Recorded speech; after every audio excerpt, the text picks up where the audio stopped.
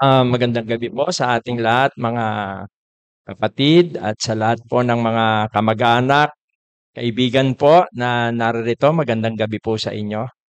At tayo po ay naririto para po mag-aral ng mga salita ng Diyos.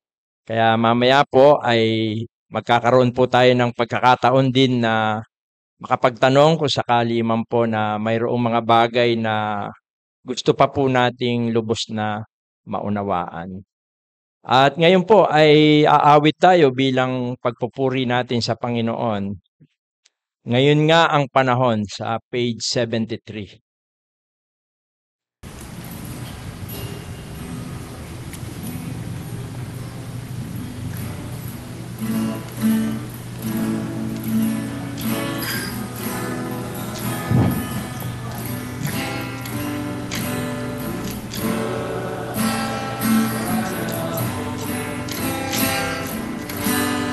Ngayon nga panahon palapit sa Panginoon nang tamuhin mo ngayon pag-ibig niya't pagpapon.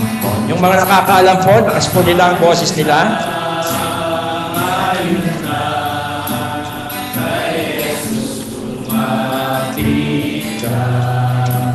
Dali ka,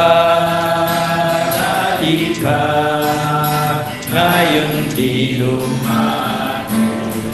Lakas po natin konti. Nawala ka, naligaw, huwag ka nang magpaliban.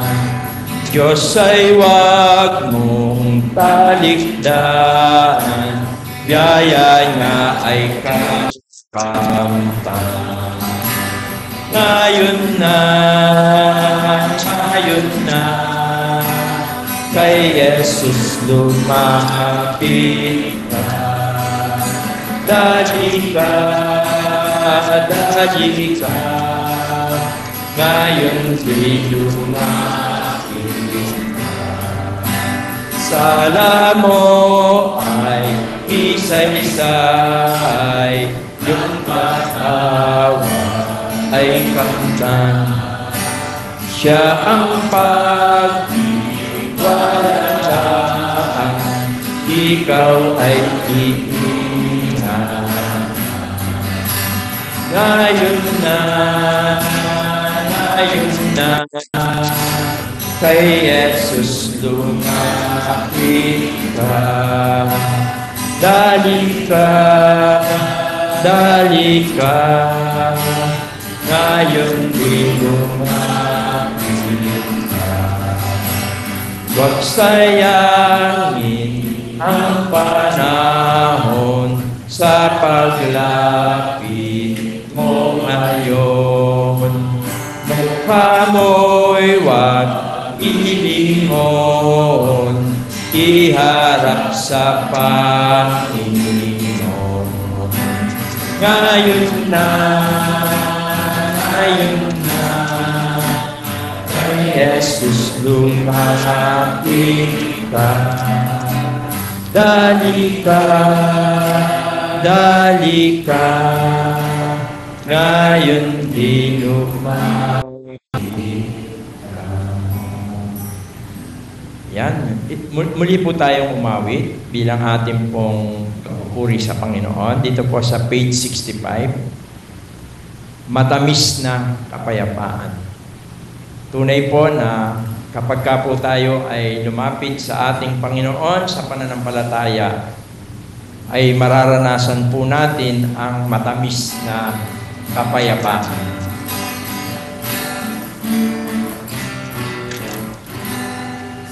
Sa puso ko ay naniig,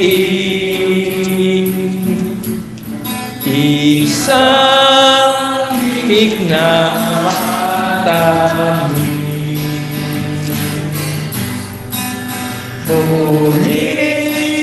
Muli kong inabig ang mapayapang langit.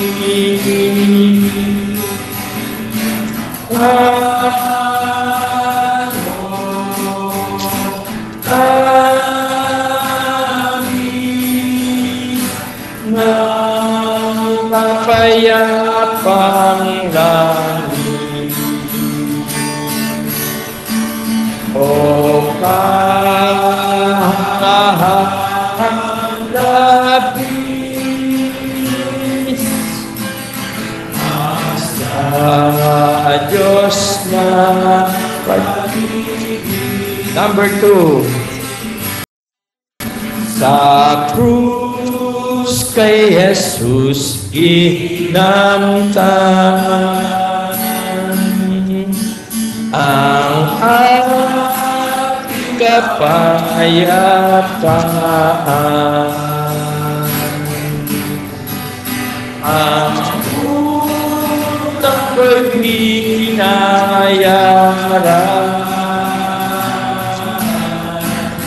ng kanyang kamatayan. Lakas po natin. Ano tayo ng kapayapang langit, kung ang ilagin ang sa Diyos na pag-ibig. Number 3. Nang si Kristo'y putungan ko, puso'y galak na totoo. Biyayang itinamo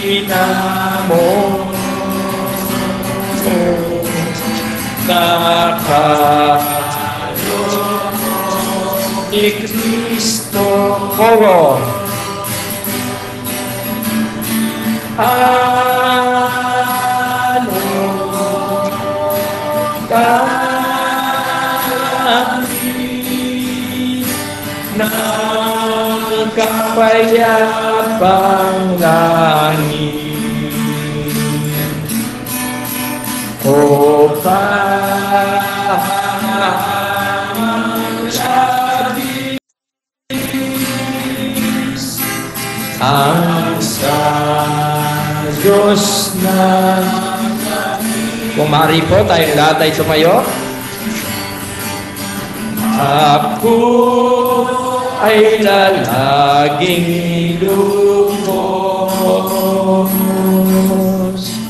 sa kapayapaan ni Jesus. Ako ay kaniyang tufo at sa biyaya'y Diyos po.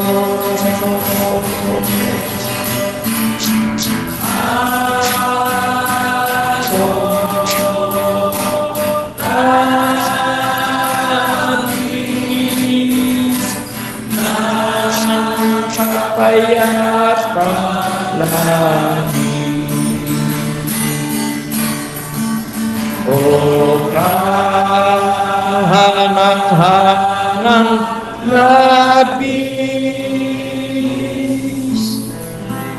ang sa Diyos na pag-ibig. Manatili po tayo nakatayo at hilingin natin kay Brother Abel na pangunahan po tayo sa ating opening prayer.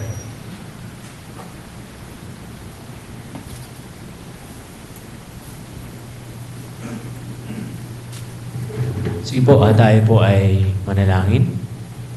Amang banal, dakila at makapangyarihan po sa lahat, Muli po kami po'y nagpupuri at nagpapasalamat sa mabiyayang gabi na ibinigay po sa bawat isa po sa amin. Una ay nagpapasalamat din po kami sa pag-iingat niyo sa bawat isa po sa amin, lalo't higit sa amin pong pagpunta sa amin pong lugar po dito sa amin pong chapel. At salamat din po sa mga naimbitahan na ilang beses na rin pong nakapunta rito at sa mga unang beses pa lamang na nakapunta sa lugar pong ito. Nawa, katagpuin mo po sa gabi pong ito ang mga kapatid po namin at kamag-anak na makita po sa pamamagitan po ng iyong mga salita ang tunay po na kalalagayan po ng bawat isa po sa amin. Kaya nawa ay pagpalain mo po ang aming pong pag-aaral sa gabi pong ito. At dalangin din po namin sa mga papunta pa lamang sa lugar pong ito, ikaw rin po ang siyang mag-iingat sa kanila. At ganun din po, ang anak na iyong gagamitin na maghahayag ng mensahe sa gabi pong ito. Patuloy pong bigyan ng katalinuhan na nagbubuhat po sa inyo. Nang sa gayon ay malaya rin po niya na mabanggit lalo't higit sa inyong mga salita ay maging hamon po ito sa buhay ng bawat isa po na naririto. Kaya dinadalangin po namin ang inyo pong pangunguna, lalo't higit ang inyo pong banal na espiritu sa aming pong kalagitnaan. At maging pagpapala po itong gabing ito. At nawa, hindi lamang po ito ang aming pong unang pagkakataon, kundi ito pa lamang ang pasimula sa mga kapatid na nagtungo sa grupong ito. At binabalik po namin ang mataas na papuri, pasasalamat sa dakilang pangalan lamang po ng aming Panginoong Yesus. Amen.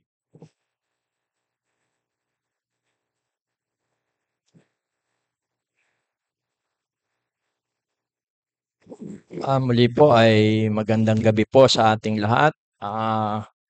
Ngayong gabi po ay hindi lamang po tayo ay mag-aaral sa mga salita ng Diyos.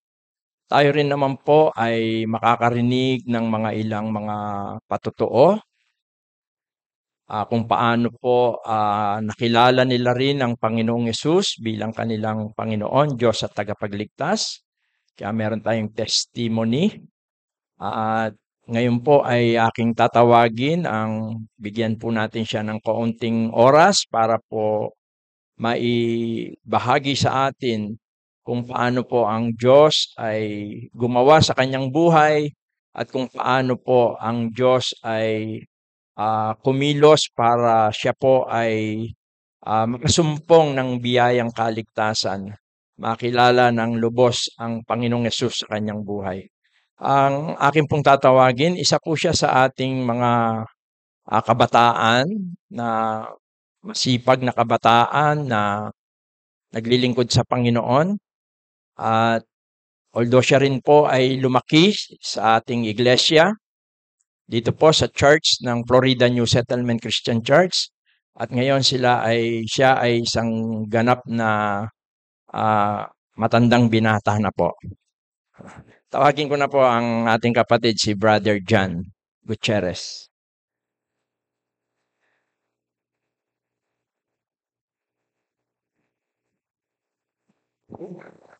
Sige po, magandang gabi po sa atin pong lahat. Ako po ay nagpapasalamat po una po sa Panginoon. Dahil po nakilala ko po siya bilang aking pong Panginoon at sariling tagapagligtas. Doon nasabi nga po ni Brother Wilson, ako po ay lumaki po sa children's class. Simula po nung nagkaisip po ako, maliban po sa pag-aaral po sa school, kami po ay dinadala po sa pagtuturo sa mga bata dito po sa chapel. Nung una po, ang alam ko po talaga ay para makapunta po sa langit ay maging mabait. Para makapunta sa langit, dapat ay masunurin ka sa iyong magulang.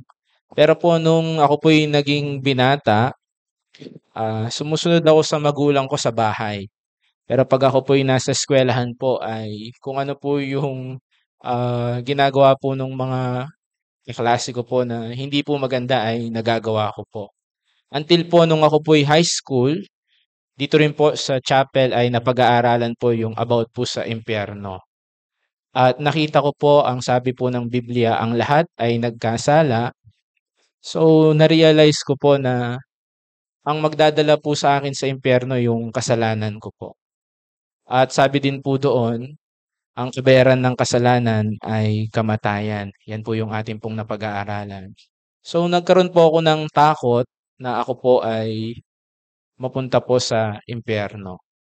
Kaya po doon po, naalala ko po lahat ng tinuturo po sa amin. At doon po nag-make sense po sa akin yung sinasabi po ng Bible na si Jesus ay namatay dahil sa aking mga kasalanan. Dahil po tunay po mga kapatid sa mga bisita po natin, ang sabi po ng Biblia, tayo pong lahat ay nagkasala. Yun po yung reality po natin na tayo po ay makasalanan. At pagbabayaran po natin yung ating pong mga kasalanan, yun po yung kamatayan. At sabi po ng Biblia, tayo po ay papuntang lahat po sa impyerno. Kaya nga sabi ko po kanina, doon po nag-make sense po sa akin nung pong sabi po ng Biblia, doon po sa John chapter 3 verse 16, gayon na lamang ang pag-ibig ng Diyos, ibinigay niya yung kanya pong buktong na anak. Ibig pong sabihin nun na ibinigay po niya pala ay ibinigay niya para substitute, kapalit po ng sarili ko pong kasalanan. Kaya po doon po sa oras po na yon, sa akin pong pagkakaalala, second year high school po ako noon. Nag-decide po ako na tanggapin ang aking Panginoong Hesus, paniwalaan ang aking Panginoong Hesus na siya'y namatay doon sa krus para bayaran ang aking kasalanan. At simula po noon yung takot ko po na mapunta po sa impyerno ay unti-unti naging maliwanag sa akin na meron na po akong buhay na walang hanggan. Hindi dahil mabait ako, hindi dahil sumali ako sa isang religion, kundi dahil nakilala ko po ang Panginoon at yun yung pangako niya po sa akin. Sino mang sumampalataya ay hindi na mapapahamak, kundi magkakaroon ng buhay na walang hanggan. Kaya sa ating pong gabi-gabi po, sa last Wednesday po natin ay yan po yung nais po namin na dalin pong mensahe po sa atin. Na ang ating pong Panginoong Hesus, siya po'y namatay doon sa krus para po bayaran po ang ating pong mga kasalanan. Kaya sana po ito po'y paniwalaan po natin dahil ito po yung magbibigay po ng kaligtasan po sa akin at ito po yung aking pong naranasan po sa aking pong pananampalataya sa aking pong Panginoong Hesus. Kaya siguro yun lang po at magandang gabi po.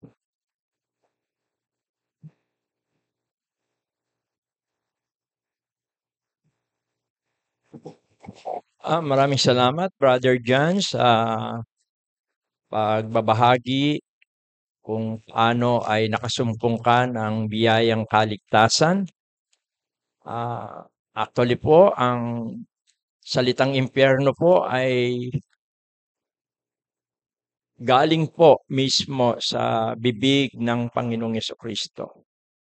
Maraming beses po na nabanggit ang salitang impyerno po sa Biblia at lahat po ito ay nanggaling po sa bibig ng ating Panginoong Hesus.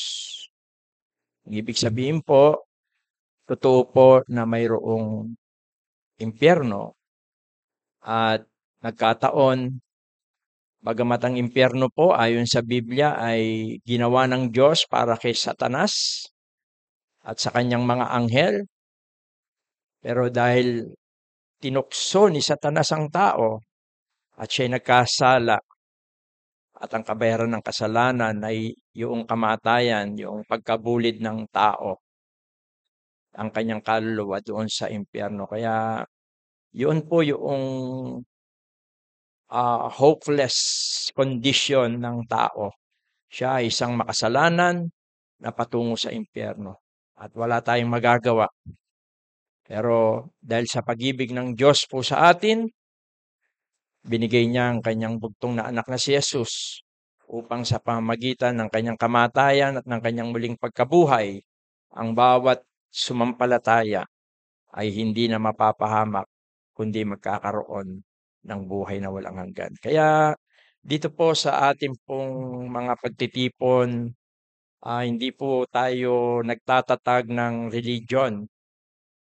Ang nakikita po namin na tinuturo ng Biblia ay hindi relihiyon, kundi relasyon po sa Panginoong Diyos. At yan ay sa pamamagitan ng pananampalataya po sa ating Panginoong Jesucristo. Kaya hindi po namin kayo inaanyayahan para sumapi sa amin sa isang relihiyon. Katunayan, lagi ko rin sinasabi sa mga kapatiran, kahit na ikaw ay hindi lumiliban sa pagdalo, kung ikaw ay hindi sumampalataya at tumanggap sa Panginoon, hindi mo mararanasan yung kaligtasan at buhay na walang hanggan na libreng ipinagkakaloob po ng Panginoon. At napakasarap na mabuhay na alam mo, pagkatapos ng iyong buhay dito sa lupa, alam mo kung saan ka pupunta. At yun po yung ating ipinangangaral, ang mensahe ng magandang balita. Bago natin marinig ang ating tagapagsalita, ay tawagin ko naman ang couple, isa po sa mga couple sa ating local church. At sila po ay magbibigay ng tanging bilang para sa Panginoon, bilang kanilang pasasalamat sa Diyos sa pagliligtas ng Diyos sa mga buhay nila. Ganon din, pasasalamat sa Diyos dahil sa kabutihan ng Diyos sa kanilang pang-araw-araw na pamuhay. Tawagin ko si Brother Norman at si Sister Carl Ann para po sa isang tanging bilang.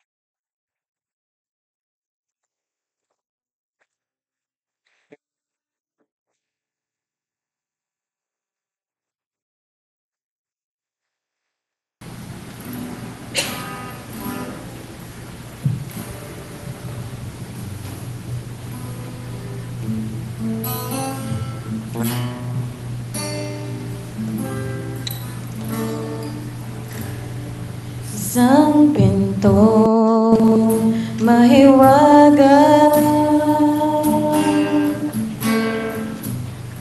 ibubukas na pusa. Si Jesus na do'y tumutugtog,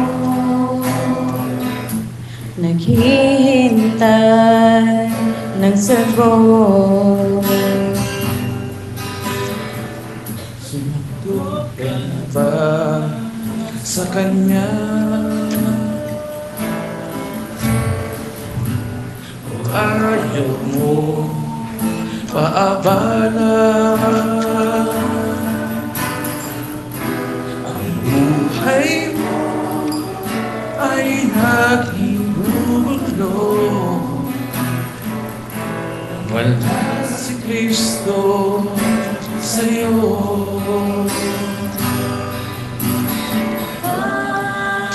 Isipan kung anong ligaya ang iyong malalasan doon sa kalwalhatian. Puso mo'y buksan at si Kristo'y aanyayahan, kaligtasa'y tunay na makakamtan.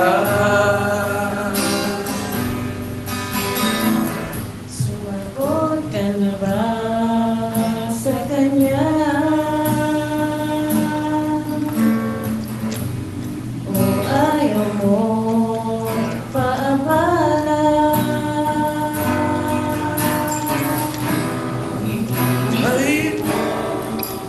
Ay laging gulo. Wala si Kristo sa'yo.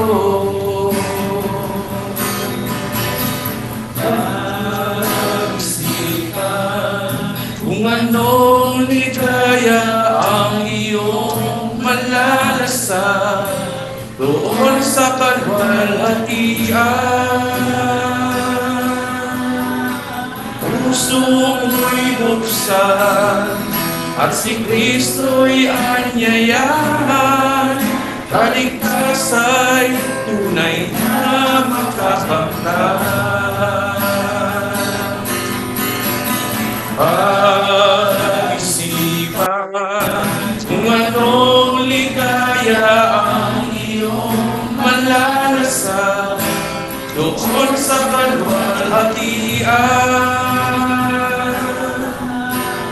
Puso mo'y buksan at si Kristo'y anyayahan. Kaligtas ay tunay na makakamtan. Pag-isipan kung anong ligaya ang iyong malalasan doon sa kalwalhatian. Puso mo'y buksan at si Kristo'y anyayahan.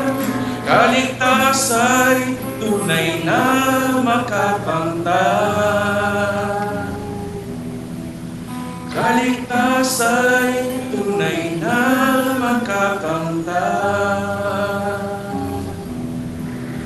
Kaligtas ay tunay na makakamtan.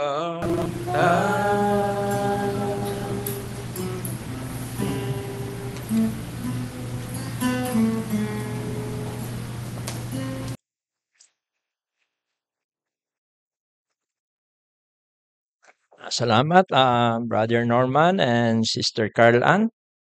Medyo mukhang ninervyos ata si Brother Norman. Anyway po, napakaganda ng awit.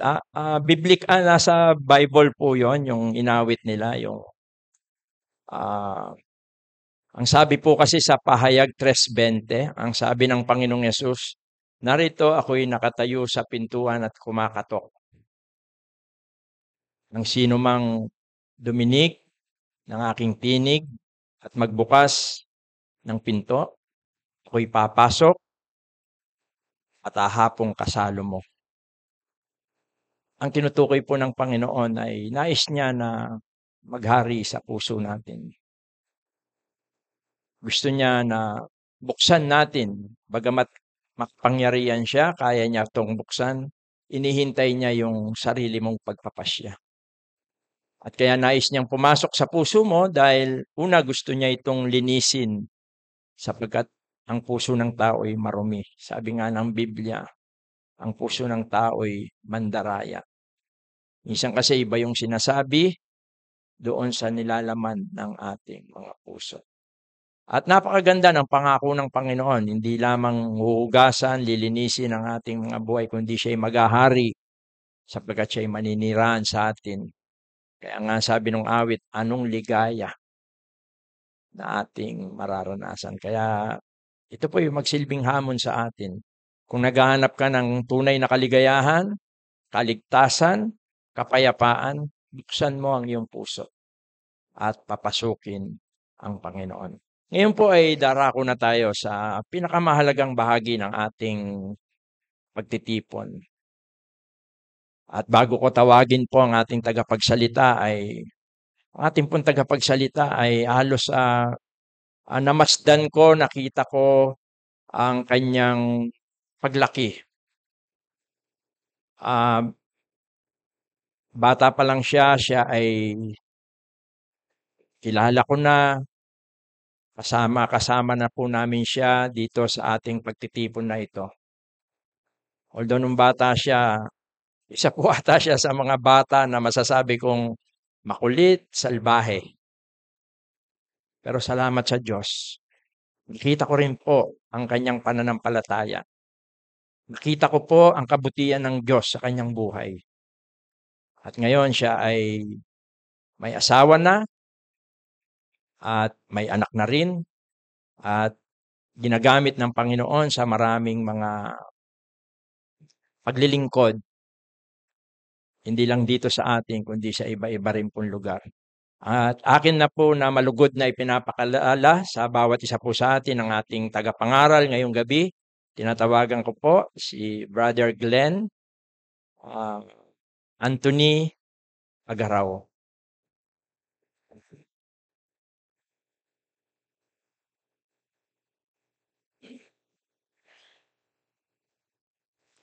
Isang mapagpalang gabi po sa bawat isa po sa atin. Good evening po.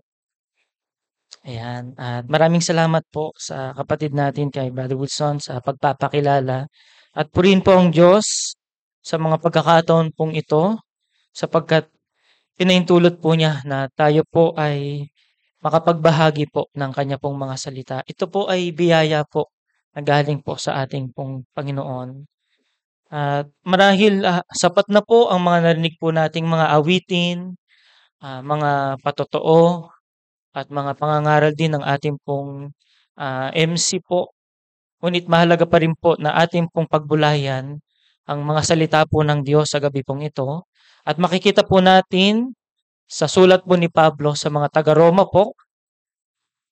Babasahin ko po ang chapter 5, verse 6 hanggang verse 8 po.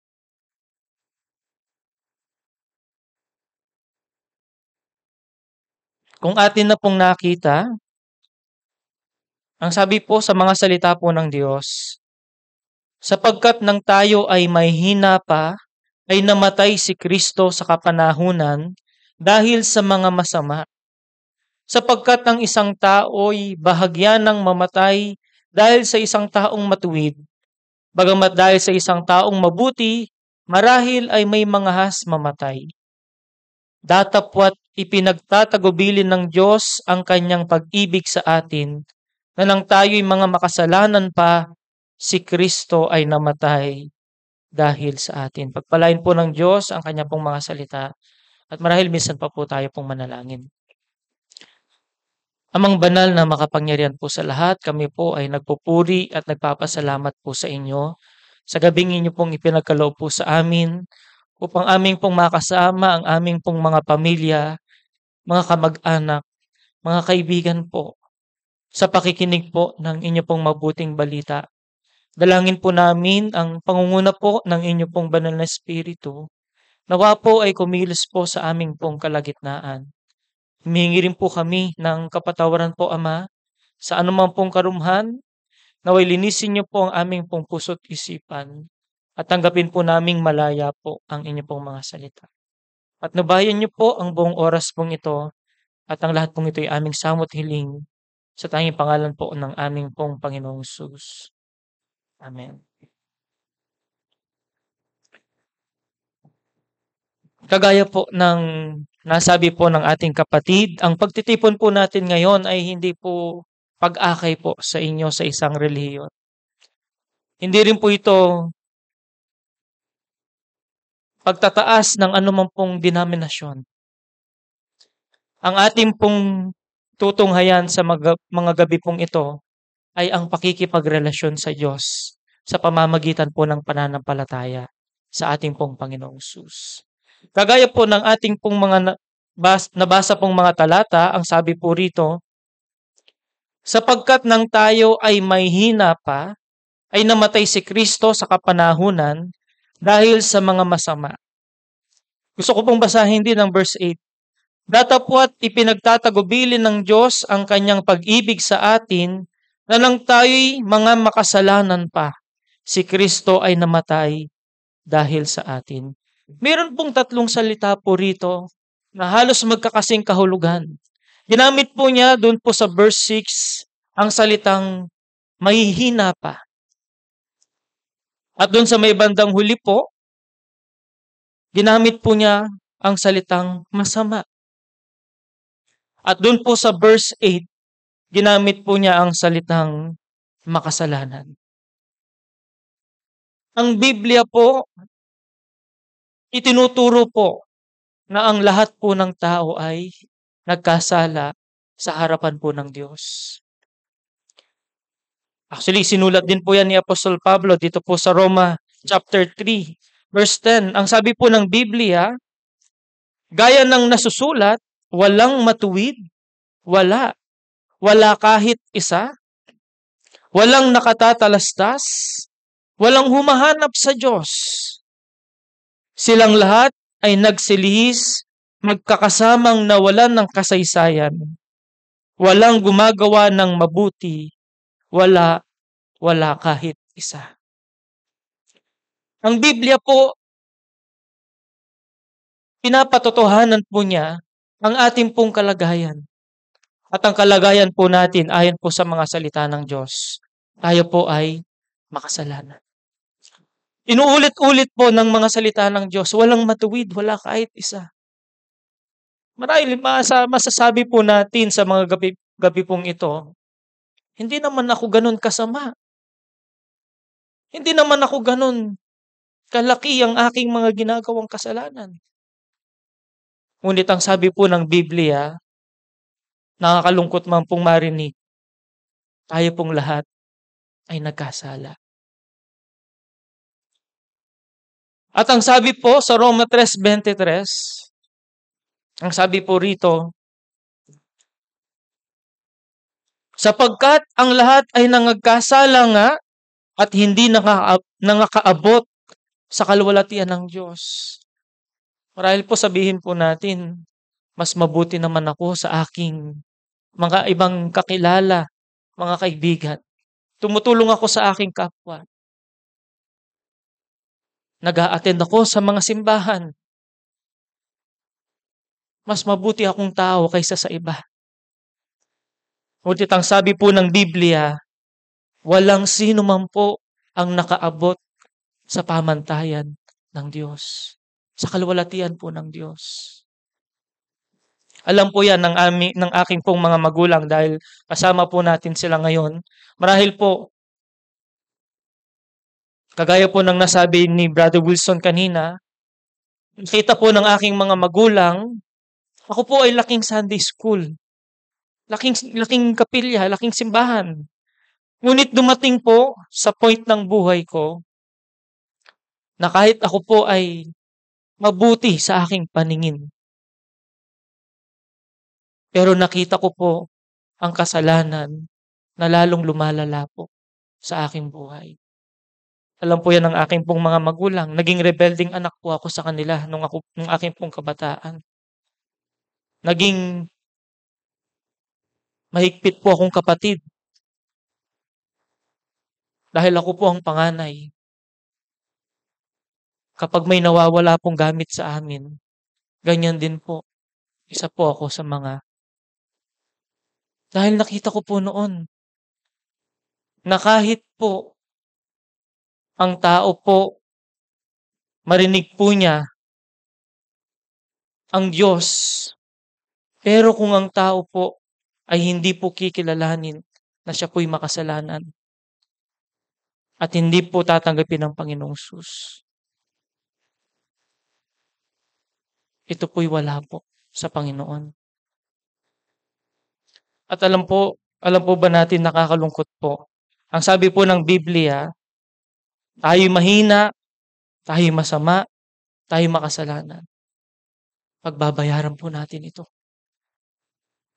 Sapagkat tinutukoy po ng Biblia ayon po sa Roma chapter 6 verse 23, ang sabi po sa mga salita po ng Diyos. Sapagkat ang kabayaran ng kasalanan ay kamatayan, datapwat ang kaloob na walang bayad ng Diyos ay buhay na walang hanggan kay Kristo Jesus na Panginoon natin. Ang bayad ng kasalanan ay kamatayan. Pagbabayaran po natin ang ating pong mga kasalanan. Ito man po ay ating nagawa, naisip, nasabi. At ang bayad po ayon sa Biblia, ito po ay kamatayan. At ang kamatayan po, ang literal po kasing pakahulugan po ng kamatayan o ng death ay pagkahiwalay. Una po, nung tayo po'y nagkasala at dahil sa ating pong mga kasalanan, tayo nahiwalay sa Diyos, spiritually speaking. Ayon po yan sa Isaiah chapter 59. Gusto ko pong basahin po. Isaiah chapter 59 po. Verse 1, ang sabi po rito, narito ang kamay ng Panginoon na hindi umiksi, na di makapagligtas, ni hindi man mahina ang kanyang pakinig, na di makarinig.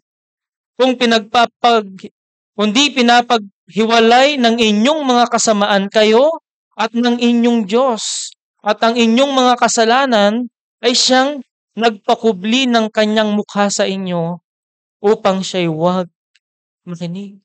Ito po ang ating pong kalagayan sa harapan ng Diyos. Naiwalay po tayo sa Kanya, spiritually speaking. Ibig pong sabihin, kahit ano pong gawin natin upang lumapit sa Diyos, kahit gawin po natin ang lahat ng mabubuting bagay, kahit pasukin po natin ang mga relihiyon, ang sabi po ng Biblia, dahil po sa ating kasalanan, nahiwalay po tayo sa ating Panginoon. At alam niyo po, mayroon pong nakakalungkot po, kagaya po ng nabanggit ng ating kapatid, yung ating spiritual death, pagkahiwalay sa Diyos. Meron din po itong second death, ikalawang kamatayan. Ayon po yan sa Pahayag chapter 20. Gusto ko pong basahin po. Verses 13 hanggang 15 po.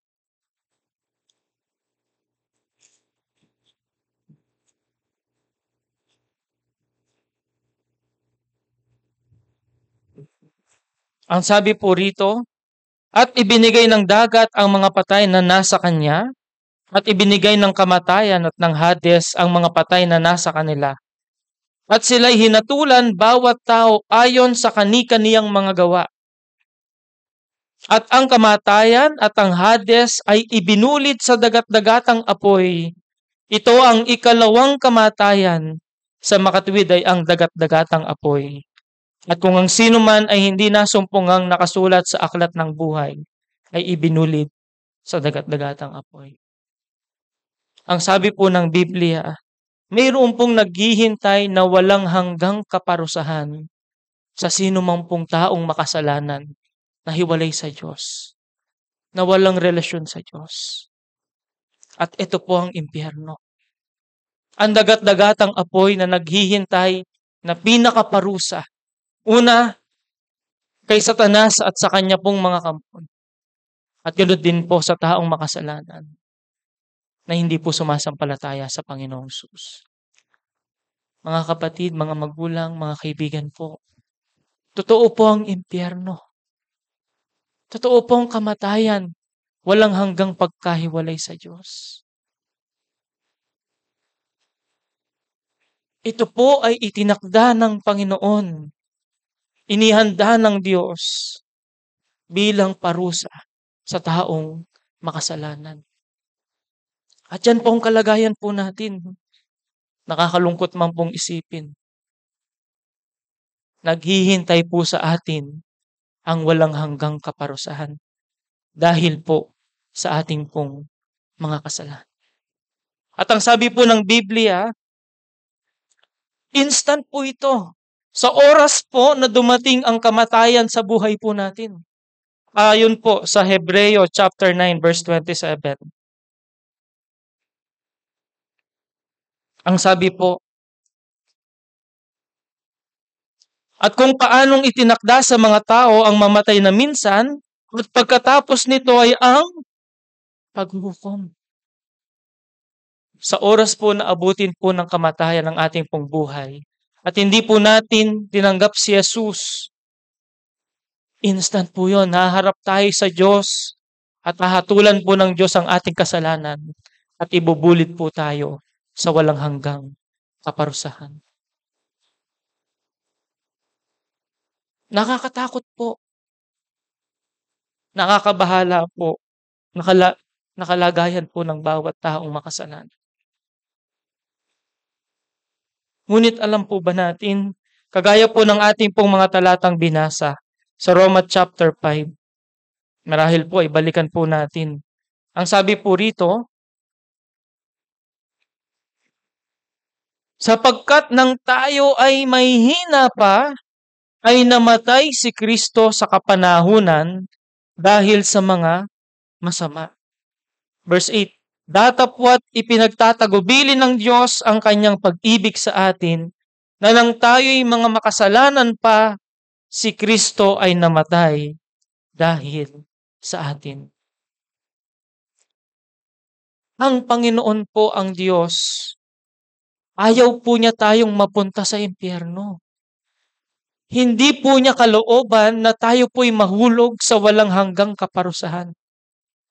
Ang gusto po ng Diyos, dalhin po niya tayo sa sangkalangitan na kanya pong tahanan. Kaya ano pong kanya pong ginawa?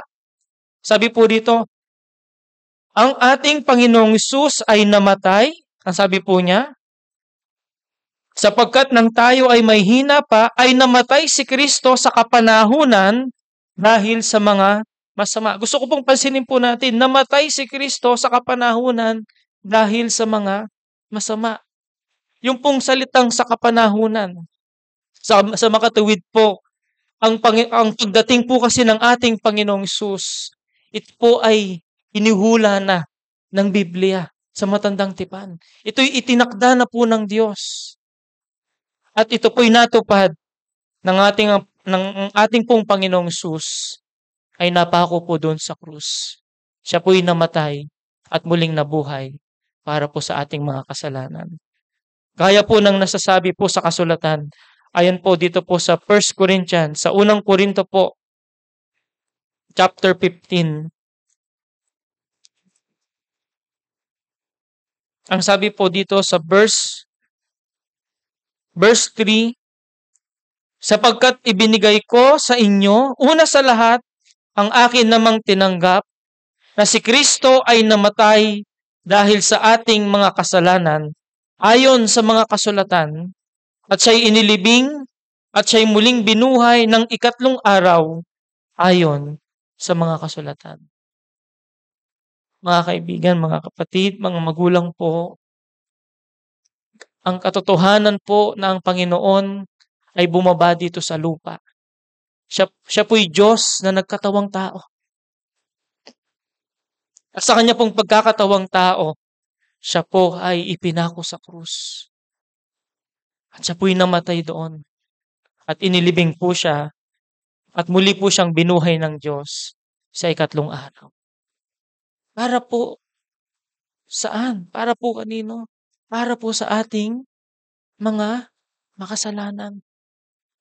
Ang Panginoong Hesus namatay po siya para sa akin. Ang Panginoong Hesus namatay po siya para sa inyo po. Para po sa ating lahat. Upang hindi na po tayo mabulid sa kaparusahan. Doon po sa impyerno. Sapagkat ang dahilan po ng kanyang kamatayan ay ang kanya pong walang hanggang pag-ibig sa bawat isa po sa atin. Kagaya po ng nasabi po niya dito po sa verse 8, ngunit, sabi po, datapwat ipinagtatagubilin ng Diyos ang kanyang pag-ibig sa atin, na nang tayo'y mga makasalanan pa, si Kristo ay namatay dahil sa atin. Hindi po hinintay ng Diyos na maging mabuti po tayo. Hindi po hinihintay ng Diyos na gumawa po tayo ng nakalulugod po sa Kanya. Hindi po hinihintay ng Diyos na tayo po'y maging malakas upang sundin po ang Kanyang kagustuhan. Ang Diyos po, sa kabila ng tayo po ay makasalanan, ibinigay po niya ang ating pong Panginoong Hesus para po bayaran ang ating mga kasalanan sa pamamagitan po ng kanyang kamatayan doon po sa krus ng Kalbaryo. At ang dahilan pong yan, walang iba kundi ang pag-ibig po ng Diyos. Ayon po sa Jeremiah chapter 31 verse 3, ang sabi po doon, iniibig kita ng walang hanggang pag-ibig, ang sabi po ng Diyos sa bawat isang tao po na kanya pong nilalang. Galit ang Diyos sa kasalanan, ngunit mahal na mahal po niya ang taong nagkasala. Mahal na mahal po niya tayong mga kanya pong nilalang. Kaya ayaw po ng Diyos na tayo po ay mabulit sa walang hanggang kaparusahan. At pinatunayan niyan ng Diyos ng kanya pong ibigay ang ating pong Panginoong Hesus bilang kabayaran po ng ating pong mga kasalanan. Ang katanungan ko po, dahil ang Diyos ibinigay po niya ang ating Panginoong Hesus at ang kamatayan ng ating Panginoong Hesus ay para po sa lahat ng mga makasalanan. Para po sa lahat ng mga nagkasala. Upang ang tao hindi na po maparusahan sa impyerno. Ang katanungan po, lahat po ba ng tao po ngayon ay hindi na mapupunta sa walang hanggang kaparusahan? Ang lahat po ba ng tao ngayon ay automatic nang mapupunta sa langit? sapagkat ang lahat ng tao ay mahal ng Diyos. Ayon po sa Biblia, marahil gusto ko pong basahin po. Nababanggit po ito ng ating pong mga kapatid. Sa John chapter 3 verse 16, ang sabi po rito, sapagkat gayon na lamang ang pagsinta ng Diyos sa sanglibutan, na ibinigay niya ang kanyang bugtong na anak upang ang sino mang sa kanya'y sumampalataya ay huwag mapahamak, kundi magkaroon ng buhay na walang hanggan. Mayroon pong kondisyon ng Diyos upang tayo po ay huwag nang mapahamak. At ang sabi po dito, upang ang sino man sa kanya'y sumampalataya. Yung pong salitang sino man, ang ibig pong sabihin po nito, lahat po ng tao ay inaanyayahan ng Diyos. Lahat po ng tao ay welcome po sa Diyos. Ako po, ang bawat isa po sa atin. At ang kondisyon po ng Diyos upang ibigay po niya ang kaligtasan, ang buhay na walang hanggan. Ang sabi po, upang ang sino mang sa kanya'y sumampalataya. Pananampalataya po sa ating Panginoong Hesus. Ano pong pananampalataya ito? Ito po ang ating pong pananampalataya, ang pagtitiwala natin at paniniwala natin na si Jesus po ay namatay para po sa ating mga kasalanan. Siya po ay inilibing at muling nabuhay para po bayaran ang ating pong mga kasalanan.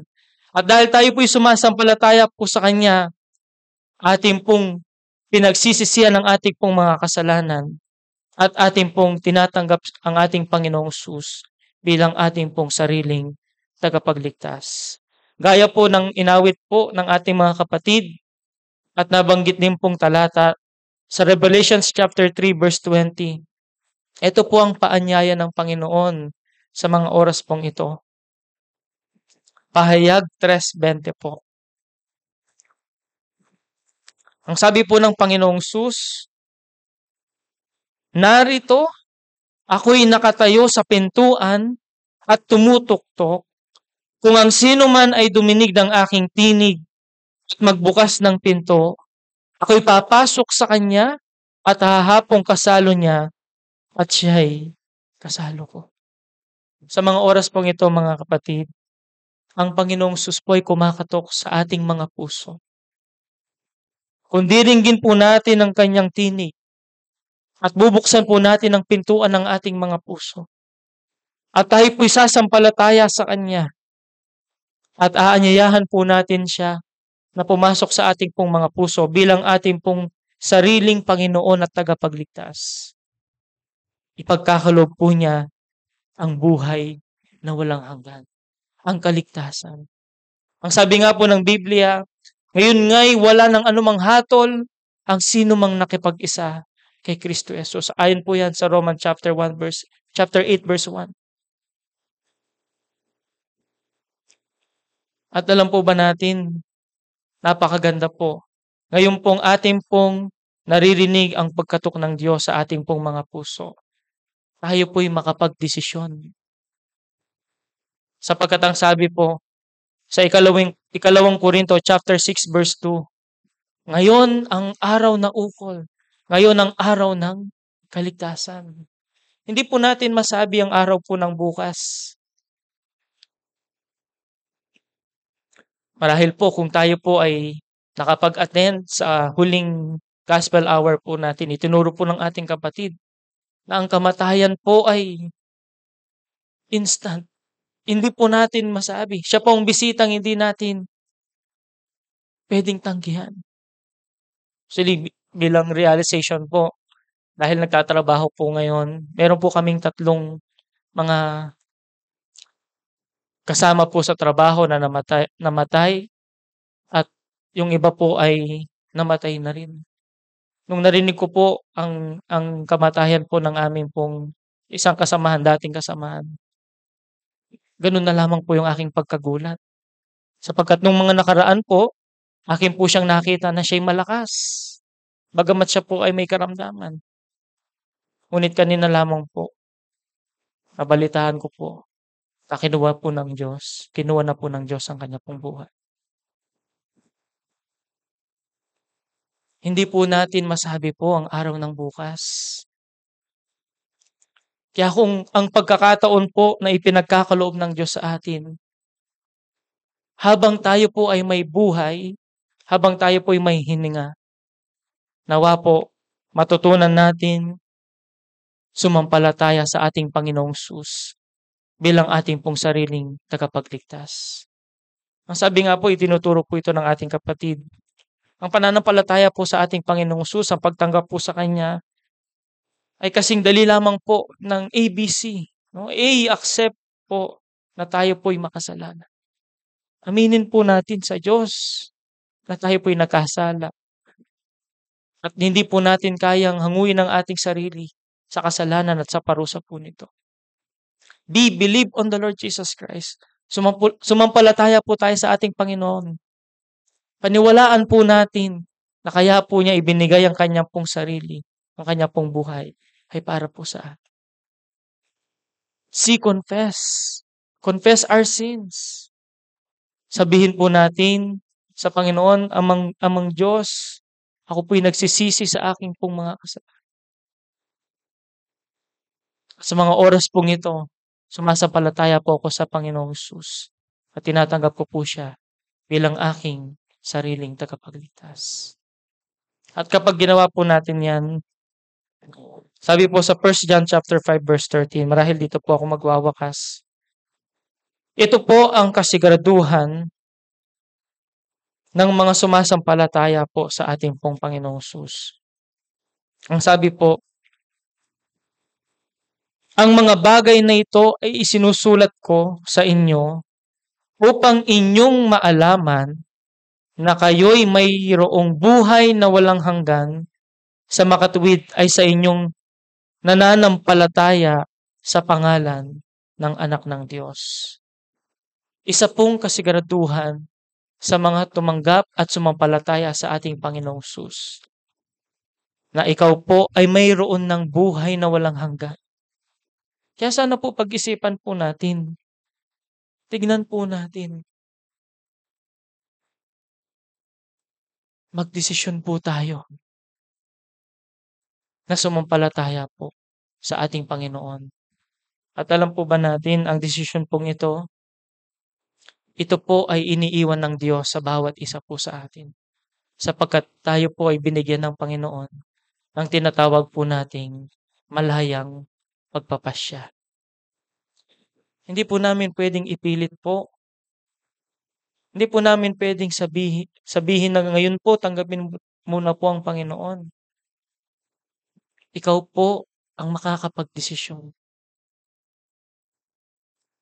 At ang panalangin po namin, tayo pong lahat na naririto po ngayon, sana po, nawa po, sa tulong po ng Banal na Espiritu, magdesisyon po tayong tanggapin ang ating pong Panginoong Hesus bilang ating pong sariling tagapagligtas.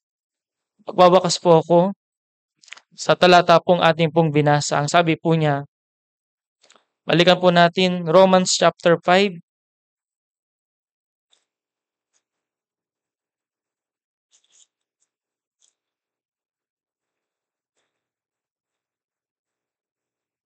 Sapagkat nang tayo ay mahihina pa, ay namatay si Kristo sa kapanahunan dahil sa mga masama.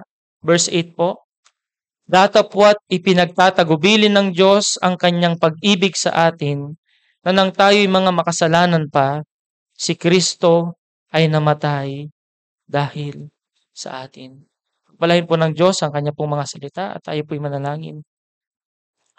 Amang banal na makapangyarihan sa lahat, kami po ay nagpapasalamat, nagpupuri po sa inyo sa napakabiyayang gabi po na ipinagkaloob niyo po sa amin. Maraming salamat po, Ama. Nakita po namin ang inyo pong walang hanggang pag-ibig. Pag-ibig na inyo pong pinatunayan ng inyo pong ialay ang aming Panginoong Hesus upang siya po ay mamatay, siya po ay ilibing at muli pong mabuhay para po sa aming mga makasalanan. Dalangin ko po, Ama, sa oras pong ito, nawa po sa bawat isa po na naririto po ngayon, dumating po ang pagpapasya na sila rin po ay sumampalataya sa aming Panginoong Hesus. At tanggapin po ang aming Panginoong Hesus bilang kanila pong sariling tagapagligtas. Dalangin po namin ang aming pong mga magulang, ang aming pong mga anak, ang aming pong mga pamilya, mga kaibigan, mga kamag-anak po, na wala pang tunay po na pagkakilala po sa inyo. Tulungan niyo po sila na makilala ang aming pong Panginoong Hesus bilang kanila pong sariling tagapagligtas. At nabayan niyo po ang mga oras pong ito, na may pagpalain niyo po ang bawat isa po sa amin. At ang lahat pong ito ay aming samot iling sa tayong pangalan po ng aming pong Panginoong Hesus. Amen.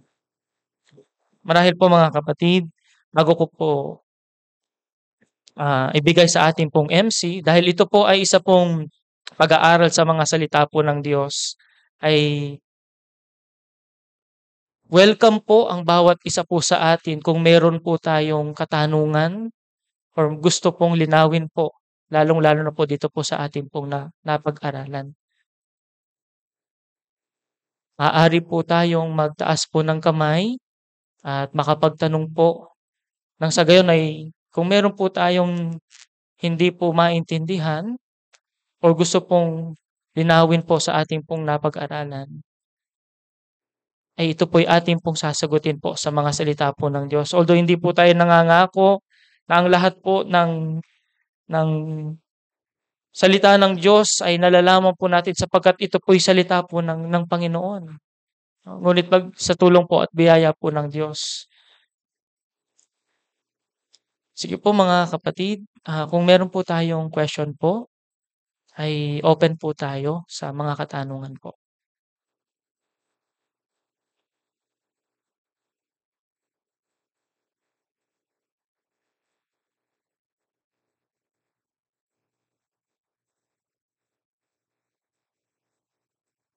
Sige po, Brother Francis.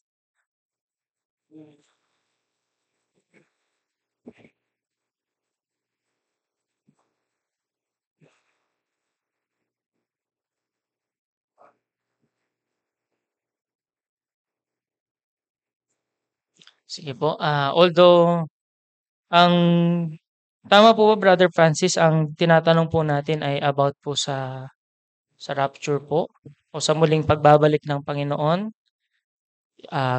Ganun po ba ang ating pong katanungan?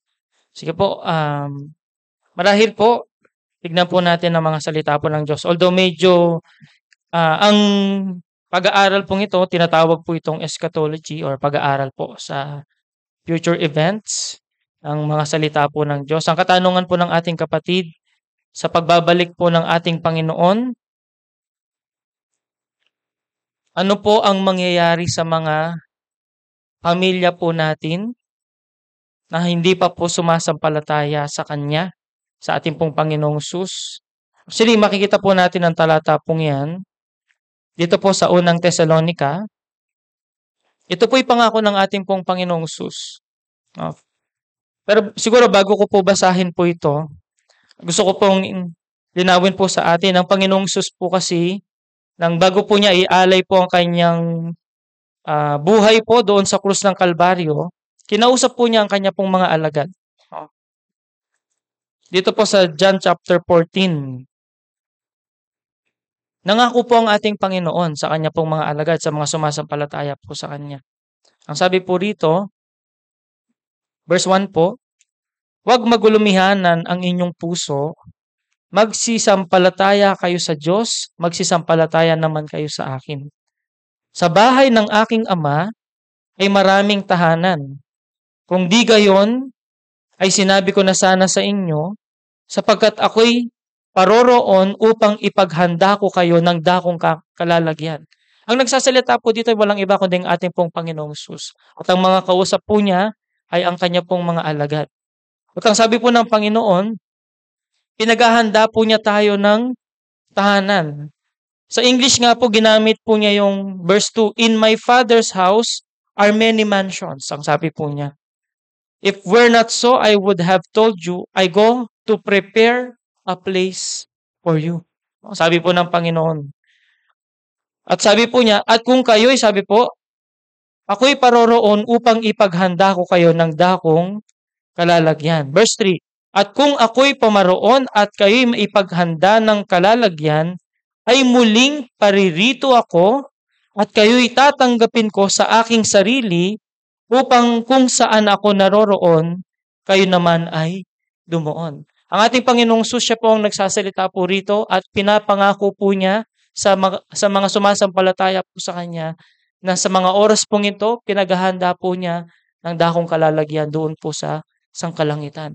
At ang sabi po ng Panginoon, kapag naipaghanda na po niya, ang sabi po, siya po ay muling babalik at Kanya pong kukunin ang mga sumasampalataya po sa Kanya upang dalhin po sa tahanan po doon sa sangkalangitan. At dito naman po, sa sinabi po nating talata kanina,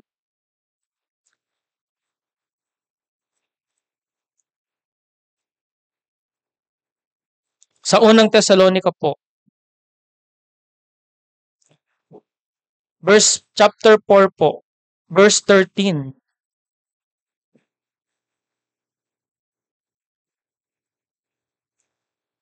Sabi po, ngunit hindi namin ibig na kayo hindi makaalam, mga kapatid, tungkol sa nangatutulog, upang kayo'y huwag mga lumbay na gaya ng mga iba na walang pag-asa.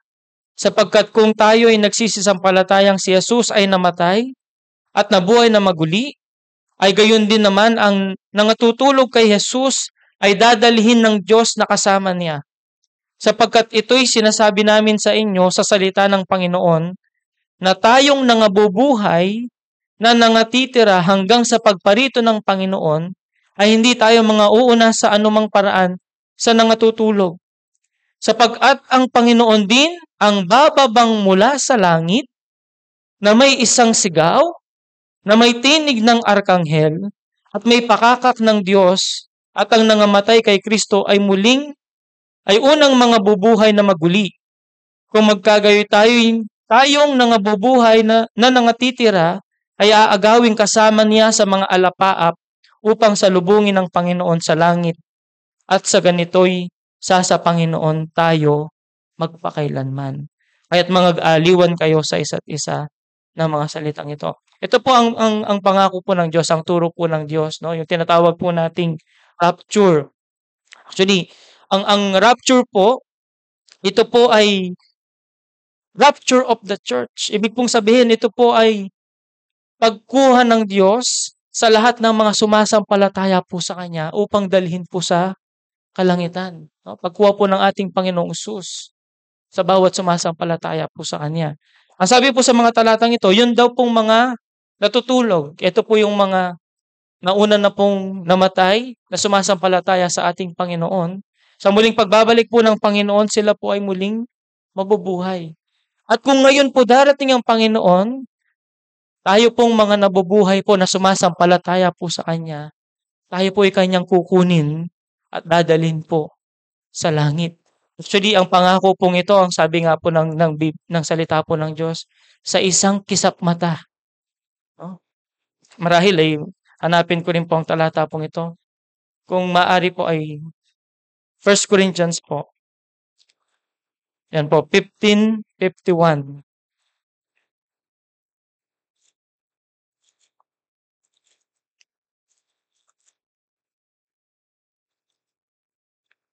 Maraming salamat po. Basahin ko po ang sabi po rito, narito sinasaysay ko sa inyo ang isang hiwaga, hindi tayong lahat ay mga tutulog, ngunit tayong lahat ay babaguhin. Sa isang sandali, sa isang kisap mata, sa huling pagtunog ng pakakak, sapagkat tutunog ang pakakak at ang mga patay ay mga bubuhay na maguli na walang kasiraan, at tayo'y babaguhin. Sapagkat kinakailangan na ito'y may kasiraan ay magbihis ng walang kasiraan, at itong may kamatayan ay magbihis ng walang kamatayan. No? Ito po yung pangako po ng ating Panginoong Jesus, turo po ng Biblia. Isang kisap mata, sa pagdating po ng Panginoon. Actually, ang doctrine po ito, tinatawag po siyang doctrine of imminence. No? Ibig sabihin, any moment, at any time, maaari pong bumalik ang ating pong Panginoong Hesus. Ngayon, ibalik po natin sa katanungan po ni Brother Francis. Paano po yung mga family po o mga tao po na hindi sumasampalataya sa Panginoon? Ang sabi po ng Biblia, ang mga kukunin po ng Diyos, yung mga sumasampalataya po sa Kanya. Malinaw po yan. Ang lahat lamang po na kukunin ng Panginoon sa rapture, sa Kanyang muling pagbabalik po. Lahat po ng mga sumasampalataya. Kaya yung pong mga hindi sumasampalataya po, may iwan po sila rito. At papasok po yung pong tinatawag po nating 7 taong kapighatian po. Sige po, Brother Bulls.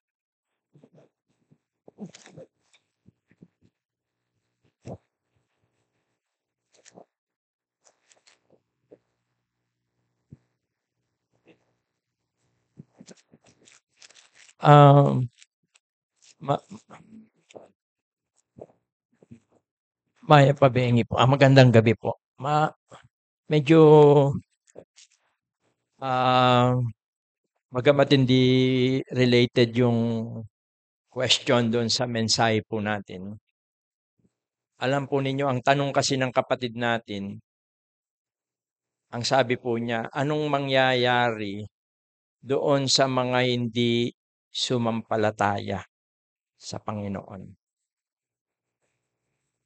kung darating na ang Panginoon? Maliwanag po yung mga talata na ibinahagi ng kapatid po natin tungkol sa katotohanan na ang Panginoon ay darating. At nabanggit din po niya na ang katotohanan ito ay ang pagdating ng Panginoon ay hindi natin alam. Maaaring dumating siya ngayon. Kung sakali po na siya ay darating ngayon, maliwanag po na ang mga sumampalataya sa mensahe ng magandang balita, sabi po roon siya ay kukunin ng Panginoon. Tinatawag po itong meeting in the air kasi hindi pa bababa ang Panginoon dito sa lupa. Kasi 2 advent ang pagdating ng Panginoon. Yung mga namatay, ang sabi doon sa Thessalonica na sumampalataya, mabubuhay, at tayong nabubuhay na sumampalataya ay kukunin ng Panginoon doon sa alapaap, pero hindi na itong katawan na ito. Sabi doon sa binasa ng kapatid natin, unang Korinto 15, sa isang kisap mata, blinking an eye lang, mababago po ito kasi itong katawan na to hindi pwede sa langit kasi makasalanan po ito. Kaya babaguhin po ito. Ayon sa Pilipos, Kapitulo 3, talatang 21 hanggang pababa, ang katawan na ipapalit ng Diyos sa atin ay tulad ng katawan ng ating Panginoon. Yung katawan niya po nung siya ay nandito sa lupa. Yung katawan niya nung siya ay muling nandun na sa glorified condition ng kanyang body. Na hindi na namamatay, hindi na nagkakasakit. Yun na yung katawan. Kaya kung lipos ka ng karamdaman dito, pagdating ng panahon na yon ay hindi mo na mararanasan yon. Ngayon, ang tanong, anong mangyayari doon sa mga naiwan? Halimbawa, hindi ka sumampalataya, dumating ang Panginoon ngayon. Maiiwan ka. Maiiwan ka. At alam ninyo, sinasabi po ng Biblia na kasabay kasi po ng pagdating ng Panginoon, pagkuha ng mga, kasi yung salitang rapture, alam nyo yung salitang rapture galing sa salitang Latin, rapere, ang ibig sabihin, agawin o dagitin. Kaya darating ang Panginoon, aagawin niya, kukunin niya yung mga sumampalataya. Bakit po? Kasi paparusahan niya ang mundong ito. Paparusahan niya ang mundong ito dahil sa kasalanan ng mundong ito.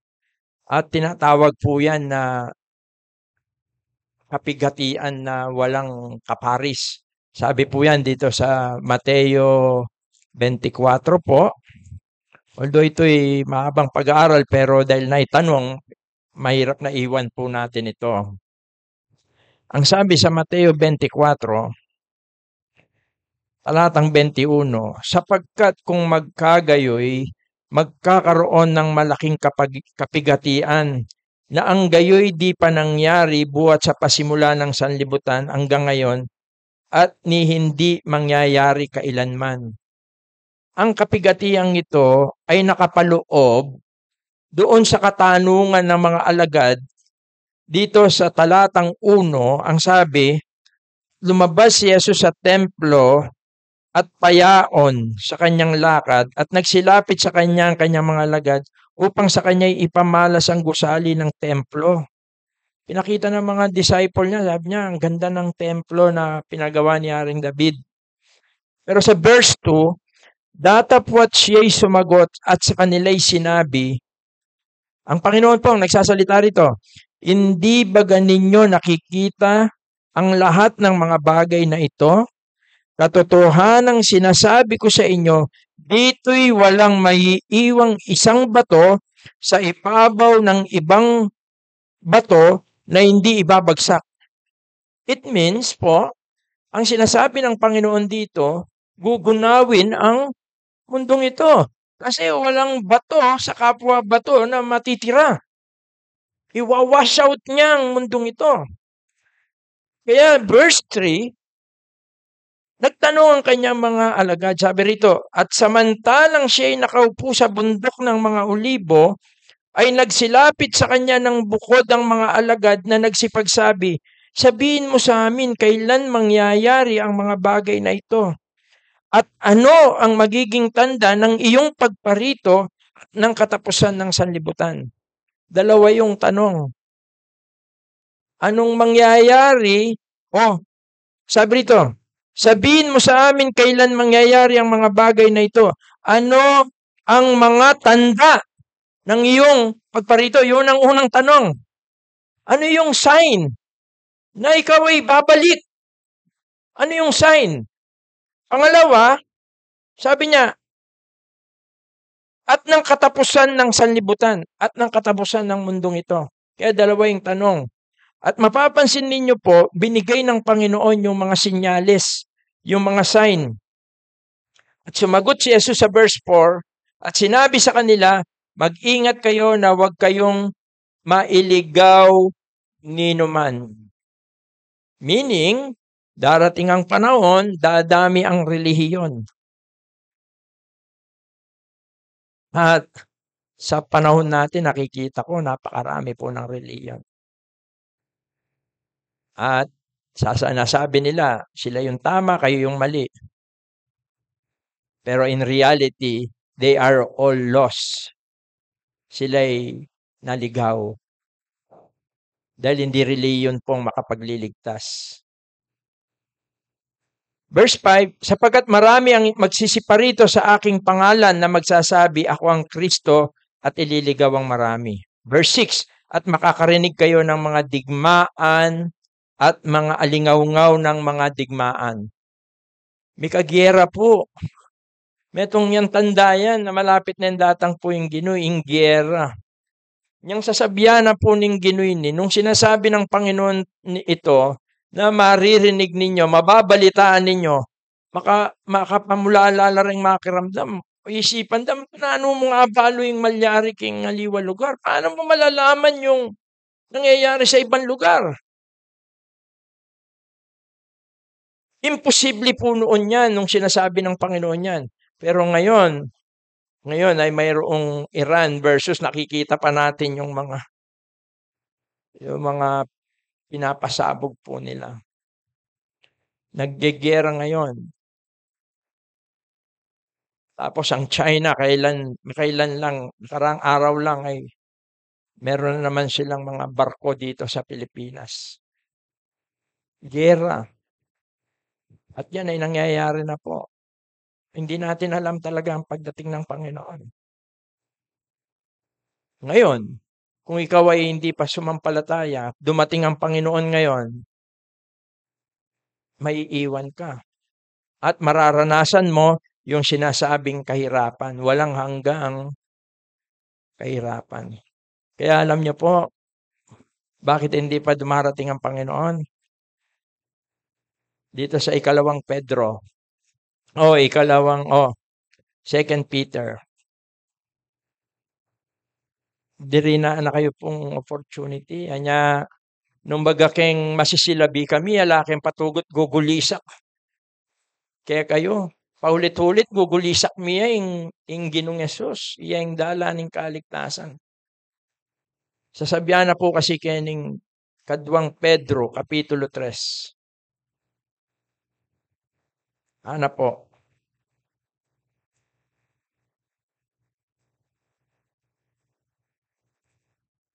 Dito sa verse 10.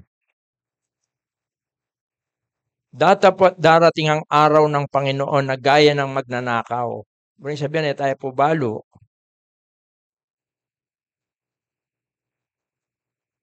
Na ang sangkalangitan sa araw na iyaan ay mapaparam na kasabay ng malaking ugong at ang mga bagay sa langit ay mapupugnaw sa matinding init at ang lupa at ang mga gawang nasa lupa ay pawang masusunog. Yamang ang lahat ng mga bagay na ito ay mapupugnaw ng ganito. Anong anyo ng mga pagkatao ang nararapat sa inyo sa banal na pamumuhay at pagkamaawain? Ito yung mangyayari po. Yung tanong ng kapatid natin, anong mangyayari? Mararanasan nyo po. Bukod sa walang hanggang kaparusahan, mararanasan ninyo yung parusa ng Diyos sa lupa na ito. Sapagkat ang mundong ito ay makasalanan. Gugunawin ng Diyos ang mundong ito. Bago itatapon niya ang lahat ng mga naiwan dito, doon sa dagat-dagatan ng apoy. Mararanasan muna natin ito ng mga tao na hindi sumampalataya. Sapagkat mahal tayo ng Diyos, pero galit ang Diyos sa kasalanan. Paparusahan ng Diyos ang kasalanan.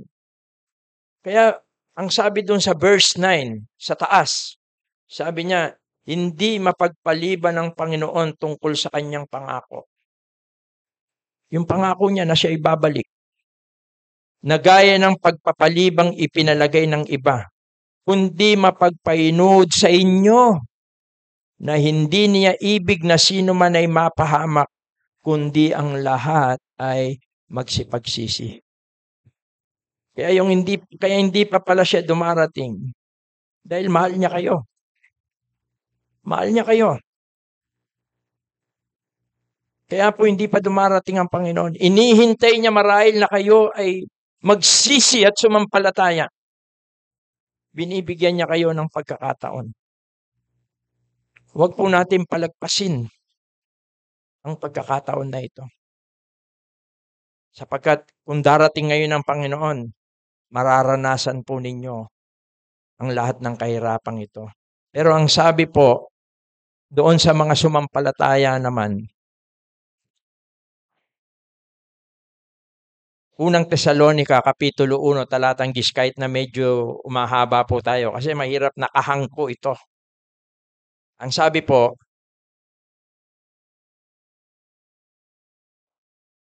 at upang hintayin ang kanyang anak mula sa langit, na kanyang ibinangon sa mga patay, si Jesus nga na nagligtas sa atin mula sa galit na darating. Mga kapatid, kung ayaw mong maranasan ang galit ng Diyos sa kasalanan, ang parusa ng kasalanan, manalig tayo kay Jesus.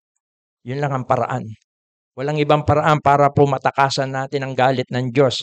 1 Kapitulo 3, talatang 36 po. Ang sabi po rito, ang sumampalataya sa anak ay may buhay na walang hanggan.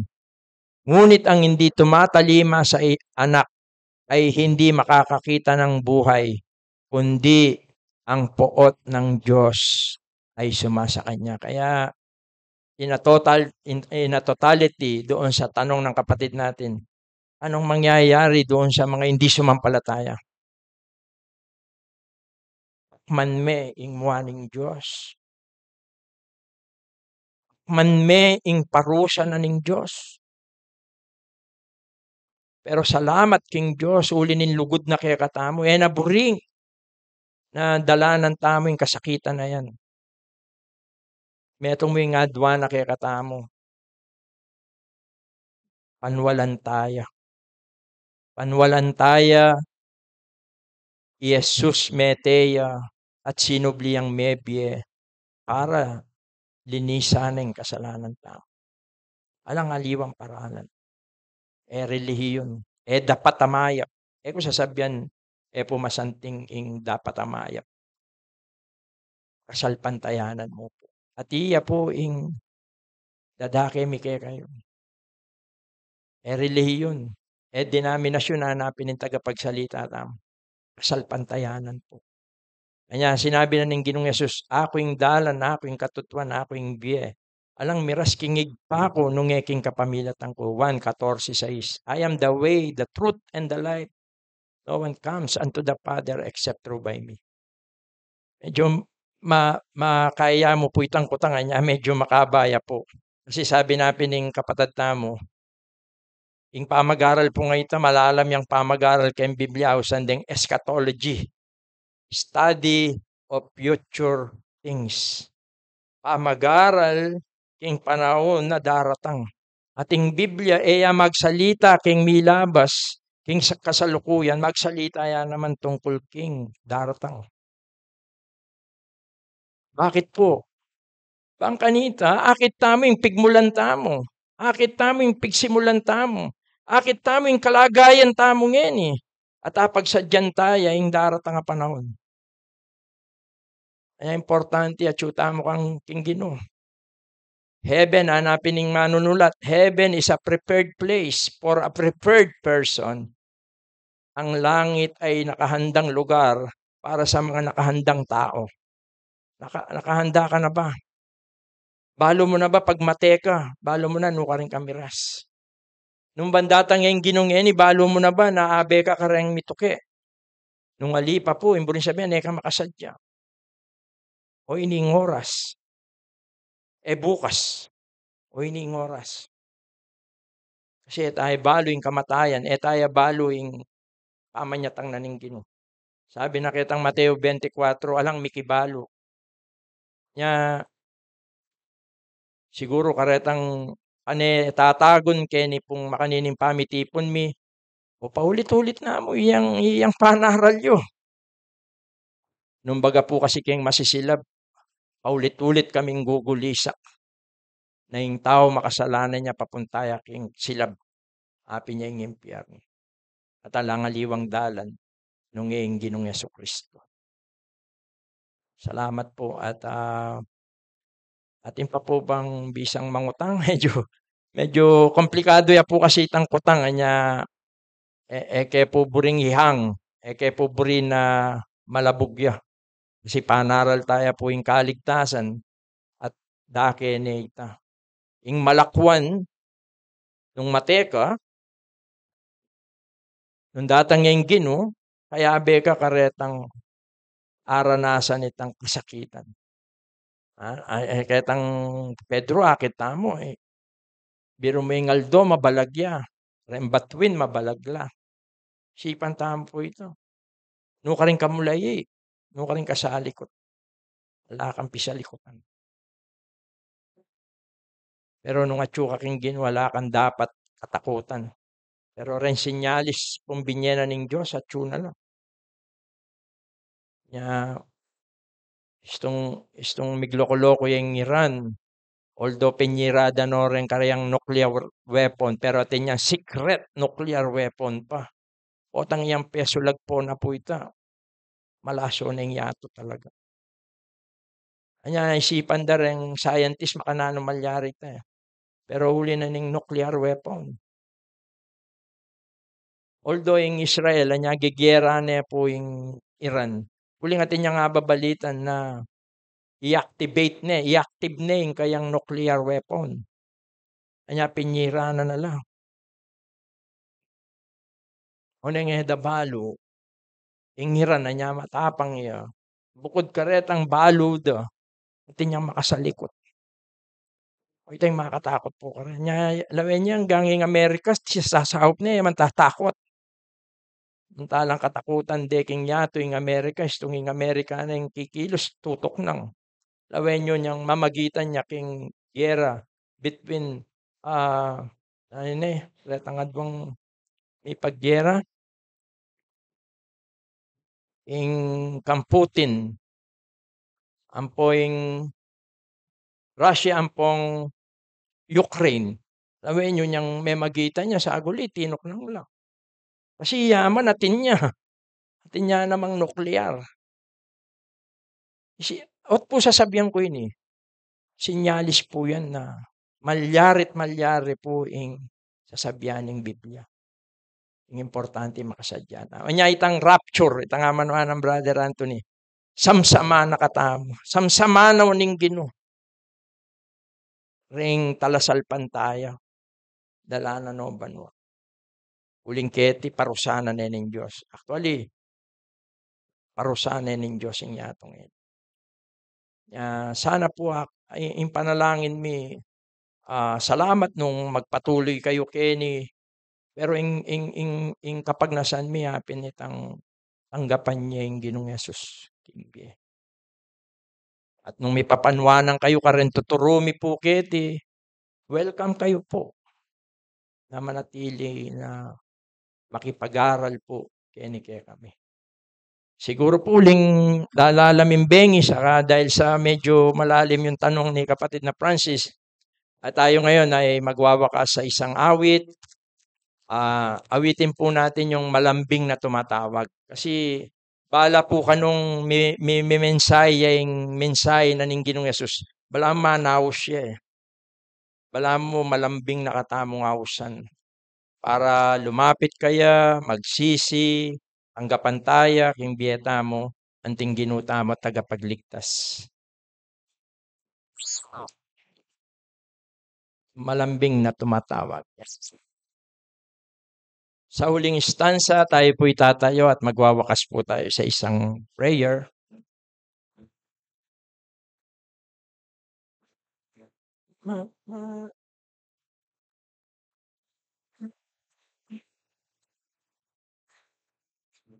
Tawag si Kristo. Ready, sing. Malambing na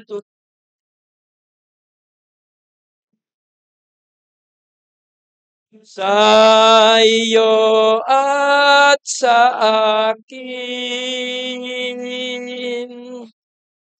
Sa pintuan ng puso'y tumutok.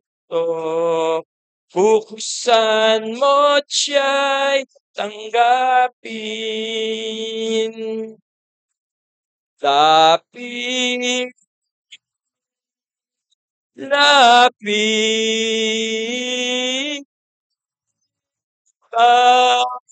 yung makasal.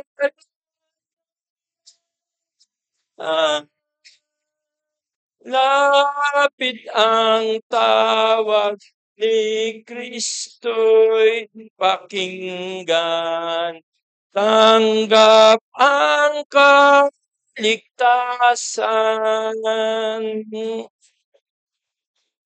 Siya'y naghihintay, wag tayong magluwat. Matyagang tumatawag. Tanggapin natin habag niyang gawad upang tayo'y maligtas. Lapit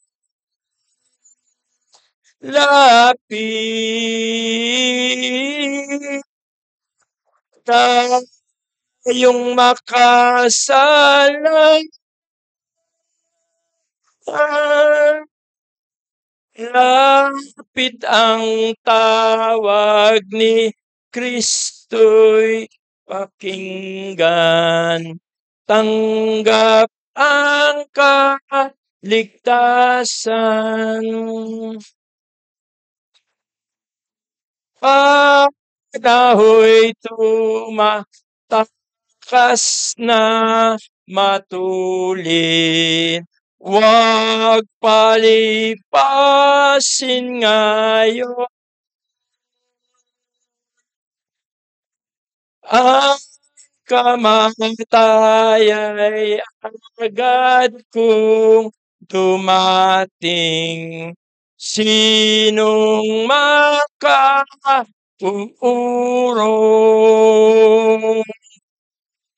Lapit, lapit, tayong makasama.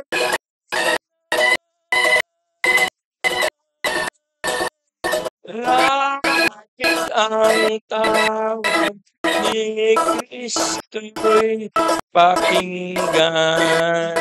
Tanggap ang kaligtasan. Tumayo po tayong lahat.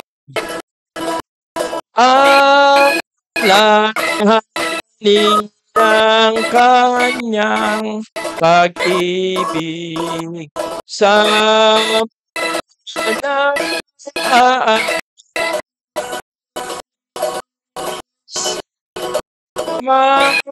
makasalanay kanyang nilinis, patawad na kakami.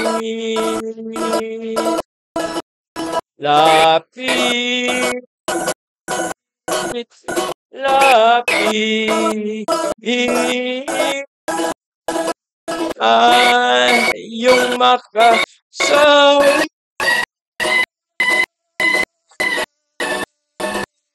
Lapit ang tawag ni Kristo'y pakinggan.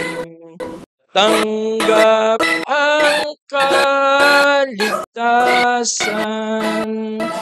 Tayo po ay magwakas sa isang panalangin. Ama naming Diyos, tunay po na napakabuti po ninyo.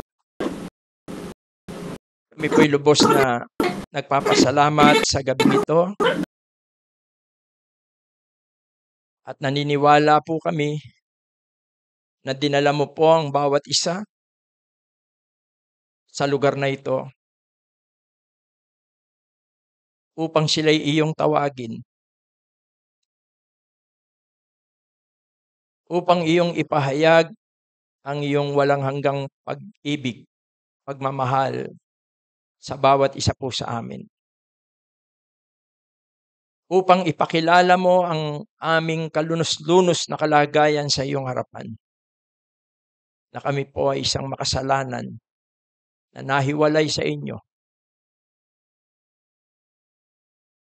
Na mapaparusahan. Subalit salamat. Nakita po namin sa kabila ng aming mga pagkakasala, kami po ay minahal mo ng gayon na lamang. Ipinagkaloob po ninyo ang inyong bugtong na anak na si Jesus.